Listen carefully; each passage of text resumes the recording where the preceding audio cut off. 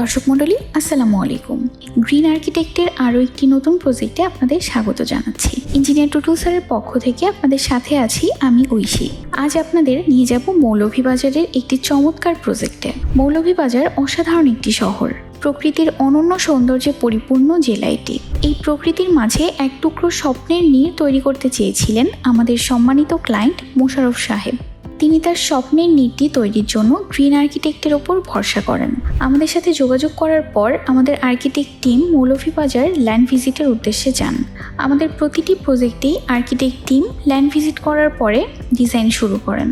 এই 4 তলা বাড়িটি খুব আইসুদিং ওয়েতে ডিজাইন করা হয়েছে। বিল্ডিংয়ের ফ্রন্ট লুক অ্যাট্রাকটিভ করার জন্য রাস্টিক টাইলস ইউজ করা হয়েছে। লাইট কালার কম্বিনেশনের জন্য বিল্ডিংটি আরও বেশি সুদিং লাগছে। ফুল হাইট গ্লাস ইউজ করা হয়েছে যেন প্রতিটি অ্যাপার্টমেন্টের ইনার পোর্শনে প্রপারলি আলো বাতাস আসতে পারে। রুফটিও খুব ইউনিক ওয়েতে ডিজাইন করা হয়েছে। সব মিলিয়ে চমৎকার একটি বিল্ডিং। দর্শক মণ্ডলী, ভিডিওটি ভালো লাগলে আমাদের চ্যানেলটি লাইক এবং সাবস্ক্রাইব করুন। এখন আপনাদের এই প্রজেক্টের ফ্লোর প্ল্যানটি দেখাবো। দর্শক মণ্ডলী, এতক্ষণ ঐশী আপনাদের সঙ্গে কথা বলছি। আমি ইঞ্জিনিয়ার টুটুল। আমি এখন আপনাদেরকে এই বাড়িটার আর্কিটেকচারাল ড্রয়িংটা এবং খরচের হিসাবটা আপনাদের তুলে ধরার চেষ্টা করব। দর্শক মণ্ডলী, এটা হচ্ছে গ্রাউন্ড ফ্লোর। গ্রাউন্ড ফ্লোরে এখানে একটা লবি রাখা হয়েছে, এটা পার্কিং জন্য বলা যায়। এই অংশ দিয়ে এখানে গাড়ি রাখতে পারবে, প্লাস এই অংশ দিয়ে সিঁড়িতে আসতে পারবে। আর এখানে হচ্ছে 938 স্কোয়ার ফিটে একটা 3 বেডরুম, 3টা বাথরুম, কিচেন, ড্রয়িং ডাইনিং একটা ইউনিট করা হয়েছে। এটা হচ্ছে গ্রাউন্ড ফ্লোর। আর ফার্স্ট ফ্লোর এবং সেকেন্ড ফ্লোর মিলায়ে ডুপ্লেক্স করা হয়েছে। 5টা বেডরুম দিয়ে ডুপ্লেক্স করা হয়েছে, ফার্স্ট ফ্লোর এবং সেকেন্ড ফ্লোর। ফার্স্ট ফ্লোরে 2টা বেডরুম রাখা হয়েছে, এটা হচ্ছে ডুপ্লেক্সের সিঁড়ি, ড্রয়িং ডাইনিং রাখা হয়েছে, কিচেন রাখা হয়েছে। আর সেকেন্ড ফ্লোরে আপনার হচ্ছে 3টা বেডরুম দিয়ে, 3টা বাথরুম দিয়ে, কিচেন দিয়ে আপনার হচ্ছে ডুপ্লেক্স করা হয়েছে। এই হচ্ছে 5টা বেডরুম দিয়ে ফার্স্ট ফ্লোর এবং সেকেন্ড ফ্লোর মিলে ডুপ্লেক্স করা হয়েছে। আমি মূলত টিপিক্যাল ফ্লোর প্ল্যানটা যদি আপনার মাঝে তুলে ধরার চেষ্টা করি, আমি দেখাবো যে কী করে 2টি ইউনিট করা হয়েছে মাত্র 3 শতক জমিতে। তো এখানে হচ্ছে পার্কিংয়ের জোন দিয়ে এই সিঁড়ির লবিতে আসবে, আসার পর ইউনিটি এতে যখন যাবে তখন 539 স্কোয়ার ফিট পাচ্ছে। এখানে ঢোকার পরে একটা বড় ড্রয়িং ডাইনিং পাচ্ছে, একটা টয়লেট রাখা আছে, একটা কিচেন রাখা আছে, একটা বেডরুম সঙ্গে একটা বারান্দা রাখা হয়েছে।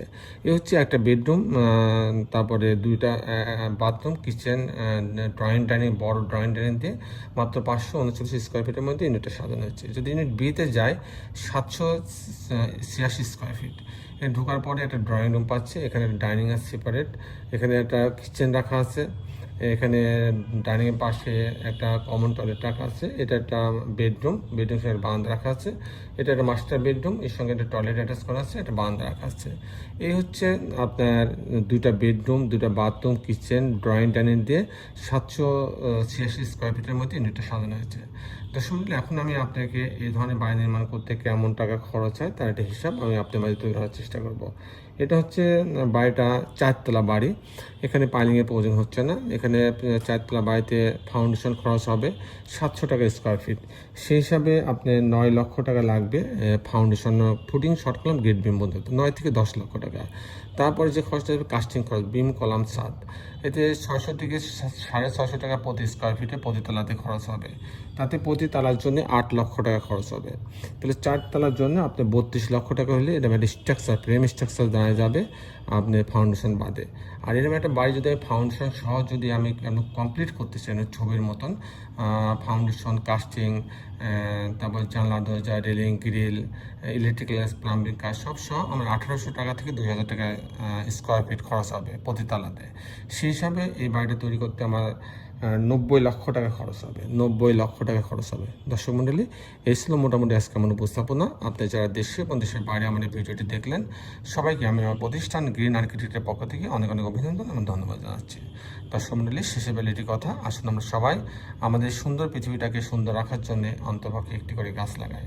সবাই ভালো থাকবেন। আল্লাহ হাফেজ।